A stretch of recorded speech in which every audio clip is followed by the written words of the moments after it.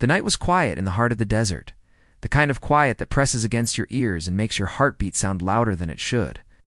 The stars hung heavy above the open plains, sharp and silver, watching over the forgotten land of sand and sage.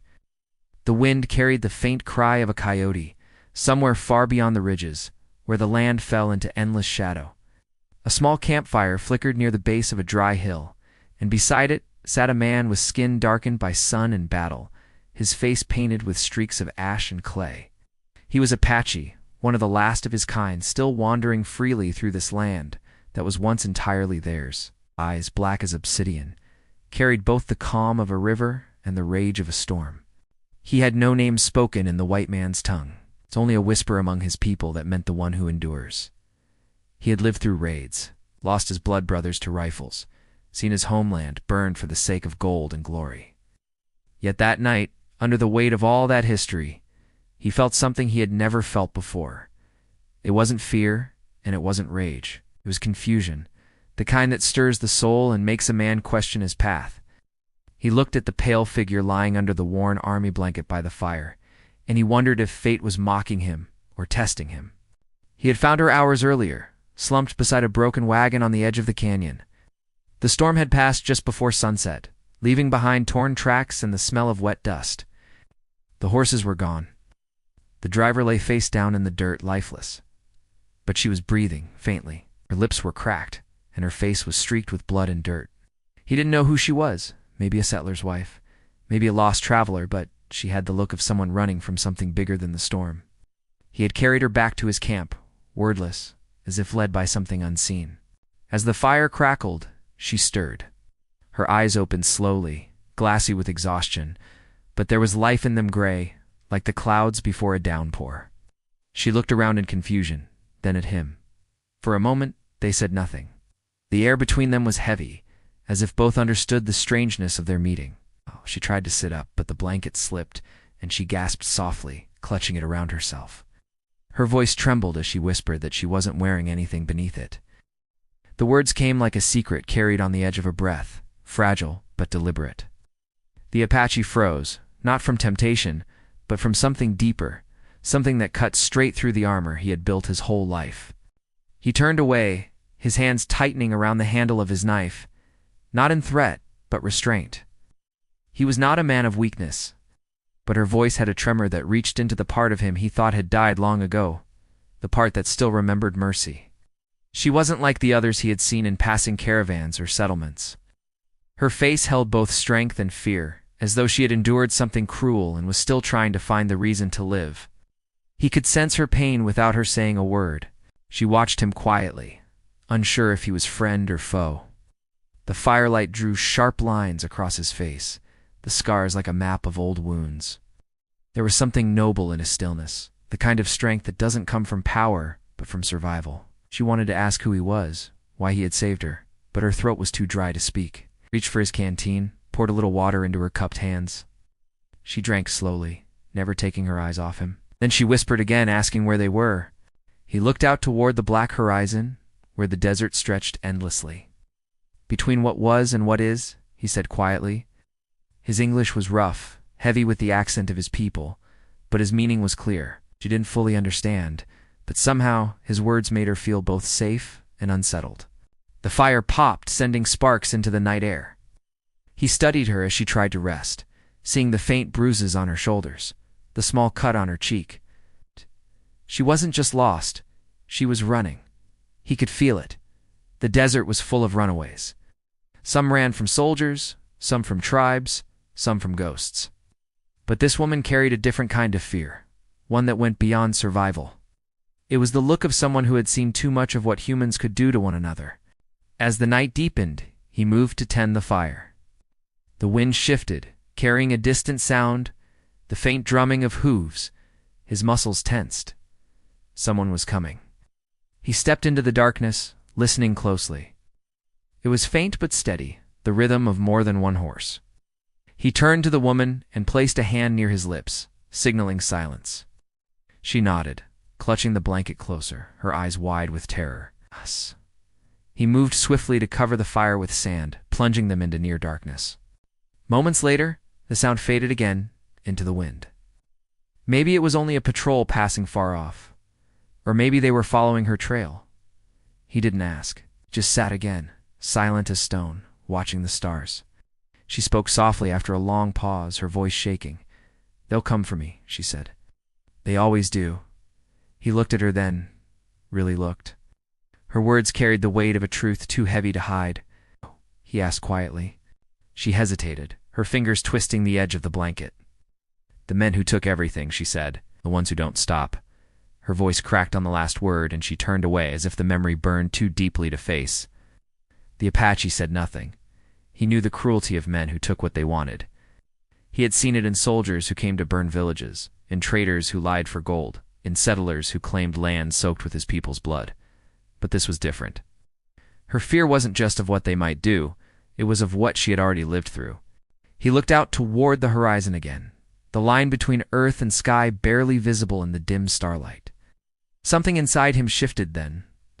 A flicker of purpose he thought he had lost when his tribe scattered and his home was turned to ash. He wasn't sure why, but he felt he couldn't let her go. Not yet. The night stretched on, and though neither slept, both drifted into a kind of uneasy silence. The desert wind carried whispers, the kind that seemed to come from the bones of the earth itself. Ouch. In that silence, their fates tangled quietly, drawn together by something neither could explain.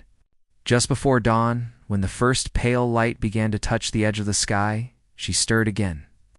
Her voice was barely more than a breath when she spoke. "Why did you save me?" she asked. He didn't look at her, stared into the dying fire, as though searching for an answer there. "Because you were alive," he said simply. She didn't speak again.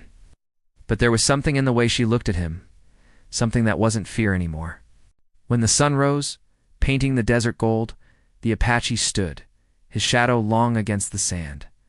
He lifted her gently, still wrapped in the blanket, and for a heartbeat their eyes met.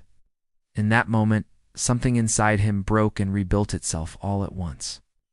And then, just as the morning wind swept across the plain, a distant rifle cracked through the silence. The echo rolled through the canyon, sharp and merciless. The Apache froze. The woman gasped. Somewhere out there someone had found them.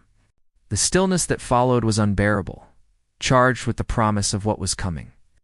The desert had gone quiet again, but this time it wasn't peaceful. It was waiting. The rifle shot still hung in the morning air like thunder that had forgotten to fade. The Apache dropped to one knee, his instincts alive, his eyes scanning the ridges. The woman clutched the blanket tighter, trembling but silent. He motioned for her to stay low. The wind swept across the desert again, bending the tall grass near the edge of the canyon. Nothing moved except a hawk circling high above, yet the Apache knew better than to trust the stillness. Out here, silence could kill as quickly as sound. He crawled to the nearest rock ledge, keeping low, and peered toward the direction of the echo. Smoke rose faintly from behind a distant ridge. A campfire, perhaps, or maybe the dust from horses. Whoever they were, they had fired a warning, not a kill shot. It meant they knew he was out here. Or worse, they knew who he was with. He returned to the woman, his face unreadable. "We move," he said quietly. She nodded without question. They packed what little he had: dried meat, a canteen, a knife, and a strip of leather that had once been part of his saddle. The woman struggled to stand, her legs weak, but she didn't complain. He watched her for a moment, noticing the stubborn light in her eyes. She was fragile, yes, but there was something fierce beneath that fragility. He had seen the same look in the eyes of warriors who had lost everything but still refused to die. They started walking east, away from the rising sun, cutting through dry brush and stone. The desert stretched endlessly, its colors shifting from gold to red as the light climbed higher. Hours passed in silence. Every now and then, she stumbled, and he would pause, waiting without a word. The heat pressed down heavy on their backs, but neither stopped. The Apache moved like he belonged to the land, his steps sure, his senses sharp. She followed close behind, trusting his direction, even though she didn't know where he was leading her. By midday, they reached a narrow ravine, half hidden by rocks. He motioned for her to rest in the shade. She sank to the ground, her breath uneven. He handed her a strip of dried meat and the canteen. She ate slowly, watching him from the corner of her eye. "You're not afraid," she said softly, "even when someone's hunting you." He glanced at her, the corner of his mouth tightening. "Fear doesn't help," he replied. "It makes noise inside you." She tried to smile, but couldn't. "Then I must be loud," she said, almost to herself. He looked away, letting the moment pass. He had spent his life avoiding the noise of others, the cries, the questions, the grief. But this woman's voice stirred something different. It was the sound of someone holding on, even when there was nothing left to hold. When the sun began to fall again, painting the rocks in copper and blood, he built a small fire in the shelter of the ravine. The woman sat across from him, her face lit by the glow. She watched him sharpen his knife with a stone, the sound steady and rhythmic. "You don't talk much," she said. "Words are like arrows," he answered. "You don't use them unless you must." She let out a tired breath. "Then I've wasted too many." He looked up at her, just for a moment. There was truth in her voice, the kind that didn't need proof. He set the knife aside. "You said they'll come for you," he said quietly. "Who are they?" Her eyes darkened. She hesitated, as if saying it out loud might bring them closer. "Men from the mining camp," she said finally. "They came to my father's land 2 summers ago. Said they'd buy it, but when he refused, they took it anyway. He tried to fight them." She stopped, swallowing hard. "He didn't survive the night. Neither did my brothers." The Apache's jaw tightened, but he said nothing. "They took everything," she continued, her voice breaking. Wow. "Then they came back last week. I don't know what they wanted this time, but I ran before they could find me again. I didn't look back. I just kept walking until the storm came." The fire crackled between them. The Apache studied her quietly, the pain in her words sinking into him like a stone into still water. He understood loss better than most. The white men had done the same to his people-burned homes, taken children, erased names. The land had always been cruel, but men made it crueler. "You know their names?" he asked. "One," she said. "The one who led them. They called him Reed." The name seemed to hang in the air, heavy and bitter. The Apache had heard it before, whispered by traders and scouts. Reed was a man who sold death for gold. A bounty hunter turned mine foreman, the kind of man who thought fear was power. If he was after her, they wouldn't stop until she was found. The Apache rose, scanning the horizon. "They're close," he said quietly. "They move with purpose." She looked up at him, panic flickering in her eyes. "Then we keep moving?" He shook his head. "No, we hide. The desert hides those who listen." As night fell, he led her deeper into the ravine. The moon had not yet risen, and the world was awash of shadow and wind. They climbed over rocks slick with dust, the air cooling with each step. He found a hollow beneath a rock wall, just large enough for them to rest unseen. She sank down, exhausted, wrapping herself tighter in the blanket. The Apache sat at the entrance, his knife resting across his knees. He could feel her gaze on him, heavy with questions she didn't ask. The desert whispered against oft, ancient, alive. Somewhere far off, a coyote cried. He looked at the stars above, tracing the same constellations his ancestors once followed, and wondered if they watched him now with the same quiet disappointment. She spoke again after a long silence. "You could have left me there," she said, "by the wagon. No one would have blamed you." He didn't turn. "I don't leave people for the vultures," he said. "Is that your law?" she asked. "It's what's left of it," he said.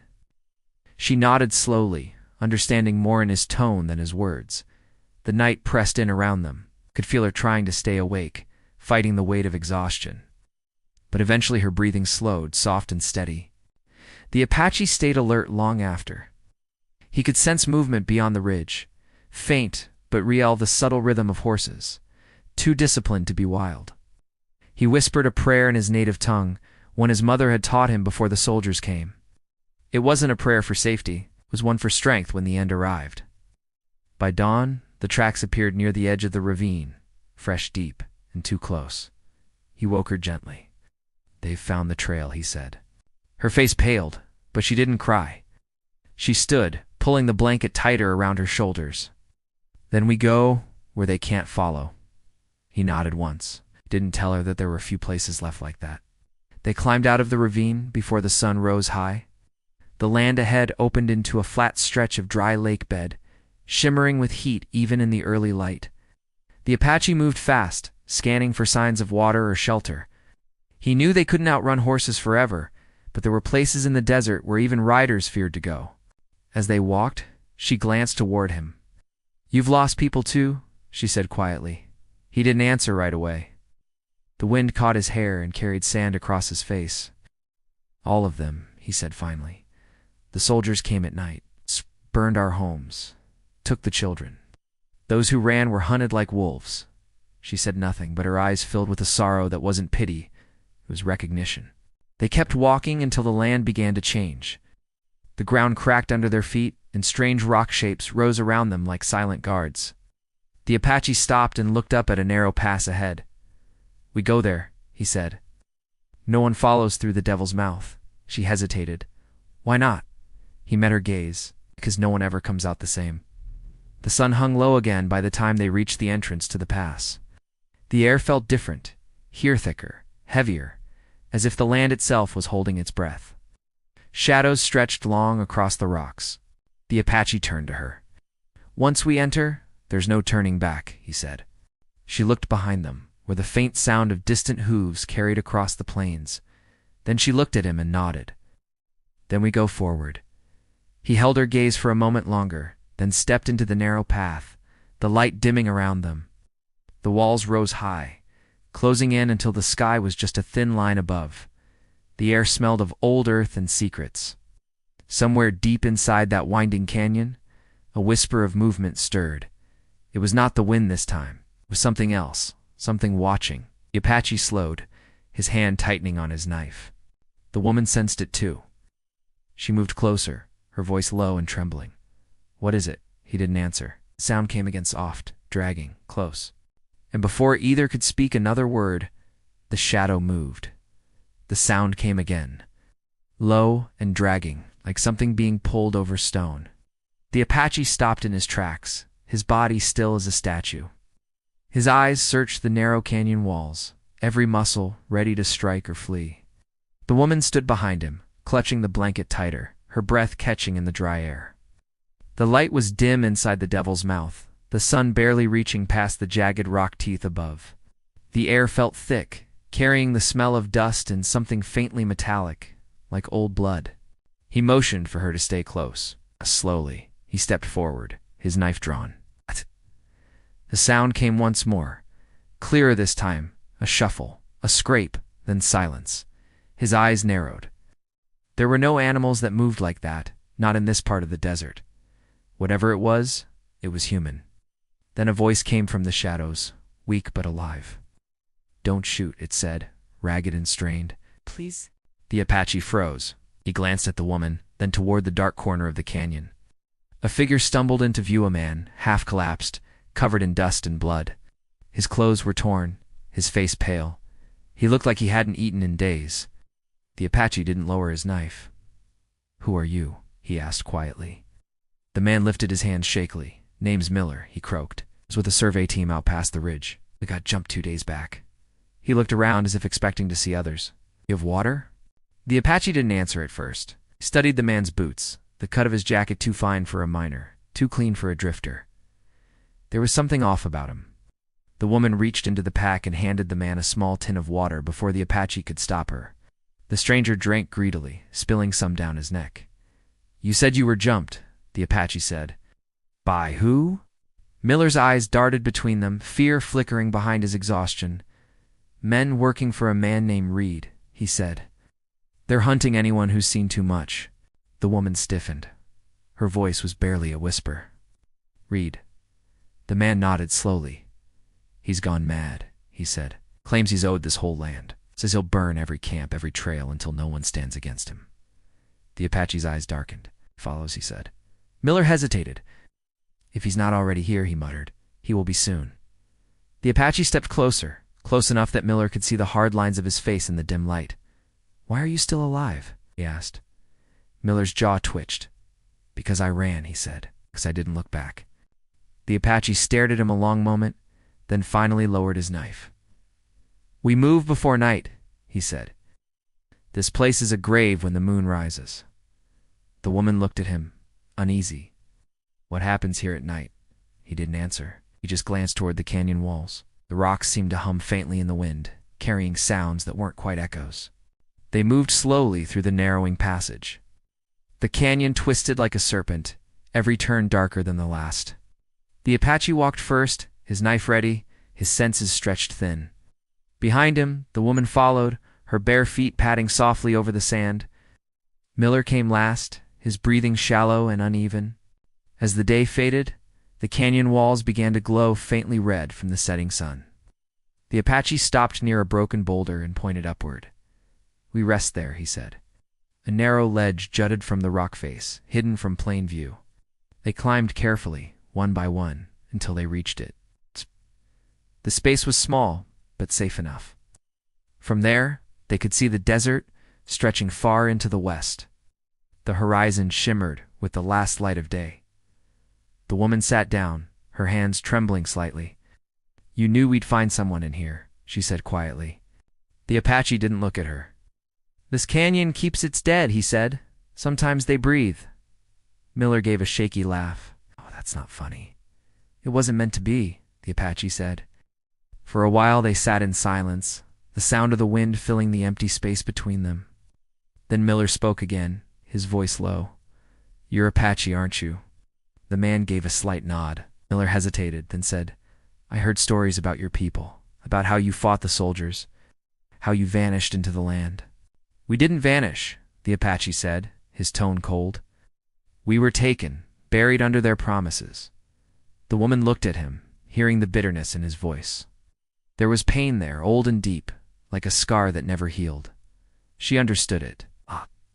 Loss had a way of binding strangers together without words. It carried a faint rhythm now, a pulse that came from the desert beyond the canyon. Horses. The Apache rose instantly, scanning the shadows below. Distant torchlight flickered near the mouth of the canyon. Reed's men were close. Miller cursed under his breath. "How in hell did they find us this fast?" "They follow smoke, sound, tracks," the Apache said, "and fear." The woman turned to him. "What do we do?" He looked toward the narrow ridge on the opposite side. "We move higher. The desert hides what it wants." They climbed again, using cracks in the rock for footholds. The woman slipped once, and he caught her wrist, steadying her without a word. Miller followed, panting heavily. When they reached the upper ledge, they crouched low. The torches below were closer now, and they could hear voices. Reed's voice carried easily through the canyon, harsh, commanding, full of cruel confidence. "She's alive," he said. "I know it. Spread out. Check the ridges." The woman froze. That voice was burned into her memory. Every word felt like a knife twisting deeper. She looked at the Apache, her face pale. "That's him," she whispered. He nodded slowly. "Then we don't speak. We wait." The men moved below, their boots crunching over stone. The torchlight crawled along the canyon floor like slow fire. The Apache's hand rested on his knife, but he didn't move. He counted the men by their shadows, 6, maybe 7. Too many to face in the open. One of them stopped near the rock wall, looking up. "Tracks go this way," he called out. Reed's voice came again, closer now. The Apache's eyes flicked toward the woman. She understood instantly. He pointed toward a narrow crevice at the back of the ledge, barely wide enough to crawl through. They moved quickly, squeezing into the dark gap, just as the first of the torches reached the ledge below. Inside, the passage was tight and cold. The walls were slick with old moisture, and the air smelled faintly of minerals. They crawled in silence, guided only by the dim glow from behind. After a few yards, the light disappeared, swallowed by darkness. Miller whispered, "Where does this lead?" The Apache's voice was quiet but steady. "To the other side, if the land allows." They moved carefully, their hands feeling along the stone. The woman could hear her heartbeat echoing in the hollow space. Behind them, the voices grew fainter, but they didn't stop. Reed's men were still climbing. The tunnel bent sharply downward, then opened into a small chamber. The Apache stood, his eyes adjusting to the faint blue light coming from a crack in the ceiling. The air was cooler here, and the sound of dripping water echoed softly. The woman leaned against the wall, her legs shaking. "How did you know this was here?" she asked. He looked at the light filtering through the stone. "My people hid in places like this when the soldiers came," he said. "The land remembers us, even when men forget." Miller sank to the ground, breathing hard. "Reed's not going to stop," he said. "He'll hunt you too now. You helped her?" The Apache looked at him. "Then I'll hunt him first." The woman turned toward him. "You don't have to fight for me," she said softly. "You've already done more than anyone ever would." He shook his head. "This fight isn't yours alone. The same men who took your land took mine too. They just wear different faces now." His words hung in the air, heavy with truth. Above them, faint vibrations ran through the rock. The Apache tilted his head, listening. Hooves again. Closer. Reed's men were spreading out, trying to corner them. He moved to the crack of light and looked through. The desert beyond glowed under the moon, and near the horizon more torches flickered too many to count. He turned back to them. "They've called more men," he said. "We can't stay here." "Where can we go?" the woman asked. He glanced at the darkness behind them. Deeper, she hesitated, staring into the shadows. "There's nothing down there. There's always something," he said. And with that, he stepped into the dark, his hand tracing the wall. The woman followed, her steps small but certain. Miller stayed a moment longer, looking back toward the faint light torn between fear and hope. Then, with a heavy breath, he followed them into the depths, where the air grew colder and the sound of the outside world faded away. Somewhere ahead, the Apache's footsteps stopped. "What is it?" the woman whispered. His answer came slow, quiet, and filled with unease. "The ground's hollow," he said. Before either could react, the rock beneath them shifted with a low groan. The earth gave way, and they fell into darkness, swallowed by the heart of the canyon. The fall seemed endless. The air rushed around them in cold bursts, and then the impact came hard, sudden, and breathless. The Apache hit the ground first, his shoulder slamming against rock, the sound of the woman's cry echoing beside him. Dust rose thick in the darkness, and for a long moment there was only silence and the slow, painful rhythm of breathing. He rolled onto his side, the ache in his body sharp but familiar. His pain meant he was alive. He turned toward her. She was lying a few feet away, her blanket tangled around her legs, her face pale but conscious. He crawled over and checked her quickly. Her ankle was twisted, but nothing seemed broken. Miller groaned nearby, clutching his ribs. "We fell through the earth," he muttered, his voice shaking. "What kind of place is this?" The Apache looked up. A hole above them glowed faintly with moonlight, a jagged circle far out of reach. They were trapped in what looked like an ancient cavern, carved by time and water. The walls shimmered faintly where the light touched them, streaked with mineral veins that caught the pale glow. The air was cool and damp, carrying a faint echo that made every sound seem alive. The woman sat up slowly, trying to steady her breath. "Can we climb back?" she asked. He shook his head. "Too high. Stone is loose," Miller cursed under his breath, "and we're buried alive." The Apache didn't respond. He walked to the edge of the chamber and examined the wall. His fingers brushed a faint carving old symbols etched deep into the rock. They were Apache markings, the kind used by his ancestors long before the wars began. He traced the lines, feeling a pull of something older than fear. "This place is not unknown," he said quietly. "My people came here long ago." The woman looked around, her voice low. "What for?" He hesitated before answering. "To hide from those who hunted them. To wait for the world above to forget." Miller laughed bitterly. "Then maybe we'll be part of that history now?" The Apache turned sharply, his eyes narrowing. "If you want to die here, stay still. If you want to live, help me find another way out." They moved through the cavern, their steps cautious. The ground sloped downward, the darkness thickening with every step. The Apache lit a small flame using a scrap of dried cloth and flint. The flickering light revealed tunnels splitting off in different directions. Water dripped steadily from the ceiling, the sound hollow and steady. He studied the walls again. Some paths had markings, faint and weathered, others were bare. We pointed toward one passage marked with a series of triangles. "This way," he said. They walked in silence, the flame dancing over the stone. The air grew colder, and the ground became slick. Once the woman slipped, and he caught her arm before she fell. She met his eyes briefly, whispering a quiet thank you. He nodded, then turned his focus back ahead. After a while, the tunnel widened into a larger chamber. There was something strange about it. The walls seemed darker here, and the air heavier. In the center stood what looked like the remains of a wooden structure, half collapsed and rotted with age. The Apache knelt, brushing the dust aside, revealing old metal pieces and a shattered lantern.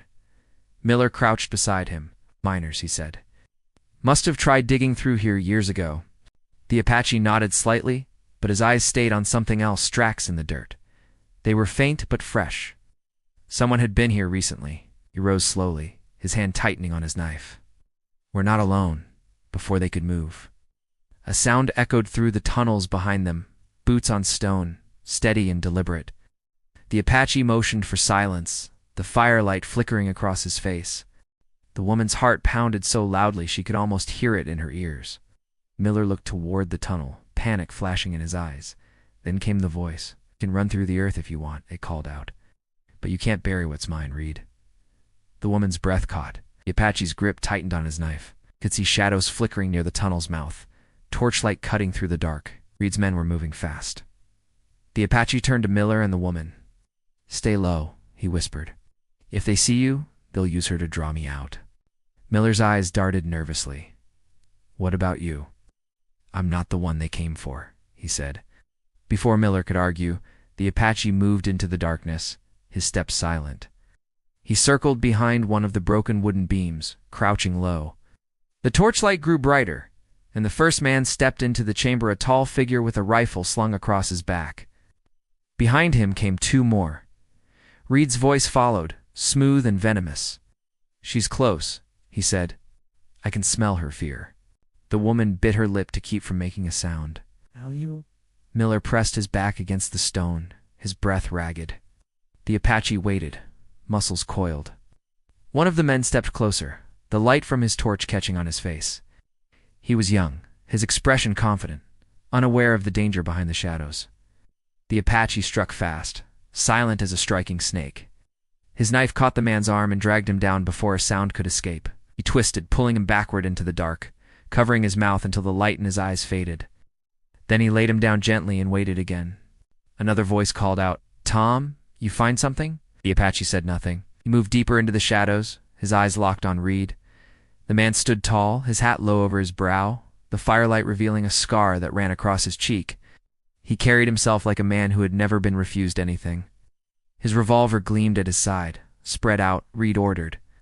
"If they're down here, I want them breathing long enough to tell me where she ran." The men fanned out, torches flickering against the stone. The Apache could feel the heat of one torch as it passed just feet from his face. He waited until the man turned, then grabbed him from behind, dragging him into the darkness. The struggle was short but violent. The torch fell, sputtering against the dirt. Reed turned sharply. "There," he barked, drawing his gun. The chamber exploded with sound as he fired into the dark. The echo bounced off the walls like thunder. The woman screamed before she could stop herself, her voice breaking the silence. Reed's grin widened. "There you are." The Apache moved fast, grabbing the fallen torch and throwing it across the chamber. It shattered, sparks flying, filling the space with a brief, blinding glow. He used the distraction to grab the woman's hand. "Run," he said. They sprinted toward the far tunnel, the sound of boots and gunfire chasing them. Miller stumbled behind, shouting something they couldn't hear over the noise. The tunnel twisted sharply, and they ducked behind a wall as bullets struck the stone near their heads. The Apache leaned close to her ear.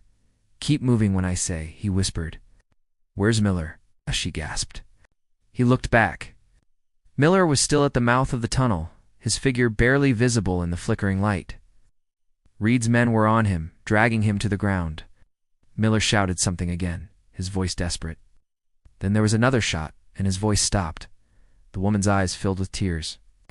The Apache grabbed her arm and pulled her forward. "We can't help him now." They ran deeper, the tunnel narrowing until they had to crawl. The sound of pursuit grew faint, replaced by the echo of dripping water and the thundering of their own hearts. Finally, the passage opened into a vast cavern, was larger than any they had seen before.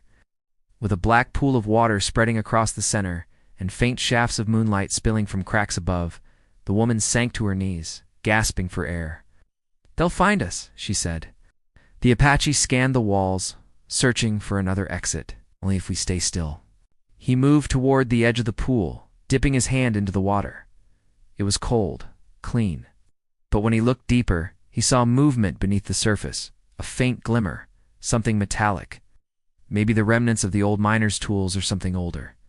Then, faintly, the sound of voices returned.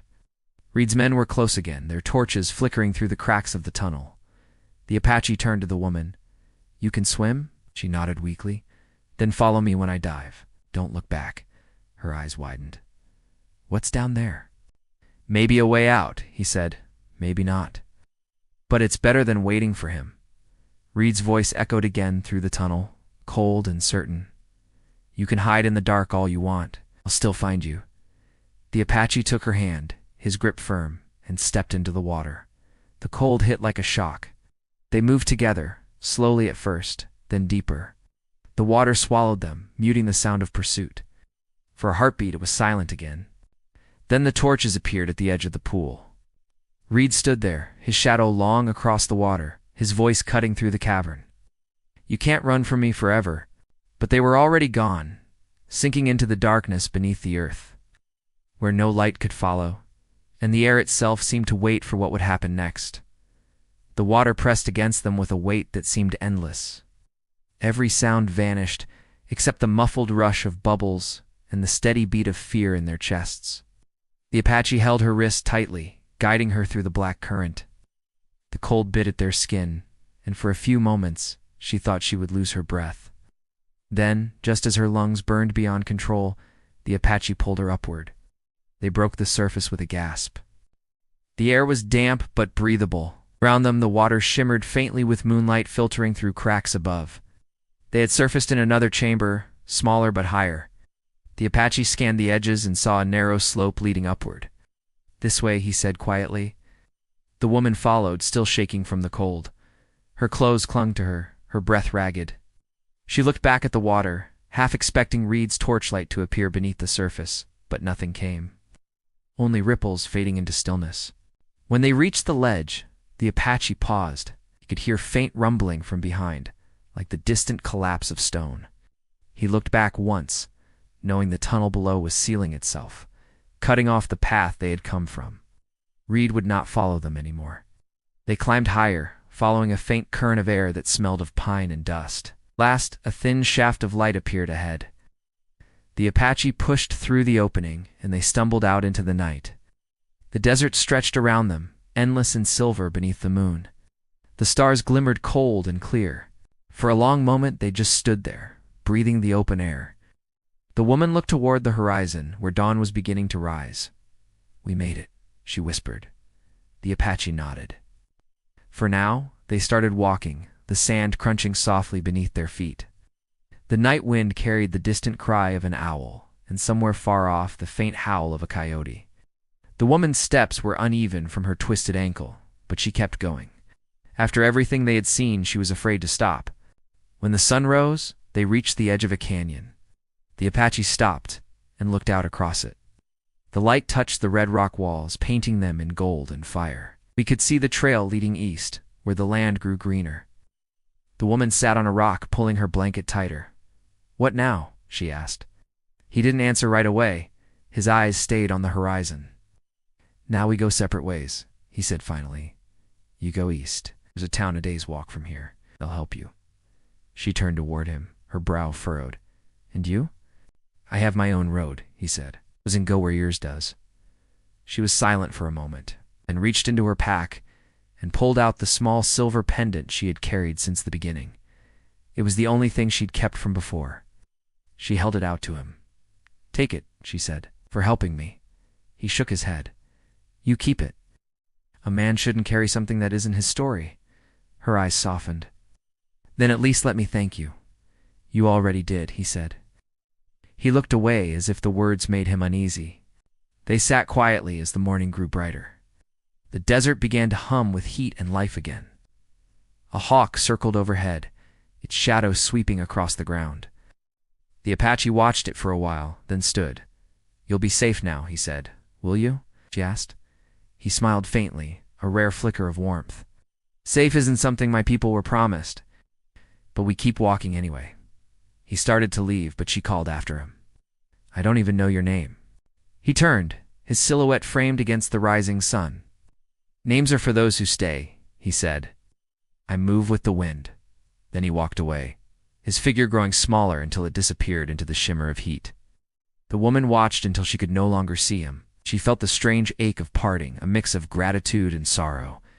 Then she turned toward the east and began her own walk. Each step felt heavy, but the air carried a new kind of calm. By the time she reached the town, the sun was high. The streets were dusty, lined with old wooden buildings and quiet porches. She found shelter in a small inn run by an old couple. They didn't ask too many questions, just gave her water and bread. When she lay down to rest, she dreamed of the cavern, the echo of falling water, and the steady strength in the Apache's eyes. Days passed, the woman began to heal. Her ankle mended, and her strength returned. Sometimes she sat by the window at dusk, watching the horizon, half expecting to see a lone figure walking across the desert again. In the quiet moments, she thought about everything that had happened the fall. The chase, the darkness beneath the earth. There was something about the way he had carried himself, the silence that spoke more than words. He had been shaped by loss, yet he never let it turn to bitterness. She realized that was his true strength. It's not his knife, not his courage, but his refusal to surrender to hate. One evening, the old innkeeper brought her a letter. It had no name on it, only a mark drawn in black inka, small triangles surrounded by lines, like the carving she'd seen in the cavern. She opened it carefully. Inside was a single piece of folded parchment. It wasn't a letter, not exactly, it was a map. The same canyon where they had parted was marked with a symbol near a river bend. Beneath it, a simple line of words written in a rough, steady hand read, "Some roads cross again." She held the paper for a long time, her heart caught between disbelief and hope. When the first chill of autumn came, she packed her things and left the town quietly. She followed the map, moving across the open land. The days were long, the nights cold, but she felt less alone this time. Every sound of wind or rustle of grass reminded her of the man who had saved her life. When she finally reached the canyon again, the air was heavy with the scent of rain. The river below shimmered silver in the fading light. She looked around but saw no one. Still, she felt he was near. Maybe not in body, but in spirit, the kind of presence that lingers in the land itself. She sat down by the edge, watching the sun sink. In that moment, she understood what he meant about names and roads. Some journeys aren't about reaching a place. They're about finding the strength to keep walking, even when the world feels hollow. Far across the desert, the Apache rode alone. He had found his horse where he left it, half-starved but alive. The wind carried the faint scent of rain and sage. He paused at the ridge, looking back at the land that had swallowed and returned him. Oh, so.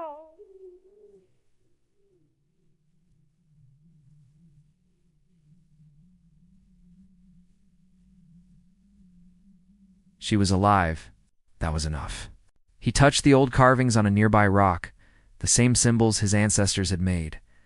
For them, survival had never been about conquest. It was about endurance, about keeping the fire lit even when the night was endless. He looked once more toward the horizon. The storm was coming, rolling low and gray, washing the desert in shadow. He pulled his coat tighter and began to ride, his figure blending with the shifting light. The land was quiet again, but it carried traces of their story, the footprints half buried in sand. The echo of voices in the caves, and the faint glimmer of hope left behind by two souls who had found strength not in victory, but in survival. And as the rain began to fall, soft and steady across the earth, it felt as if the desert itself was breathing again, erasing the old scars and whispering a single truth that even in the harshest places, life finds a way to endure.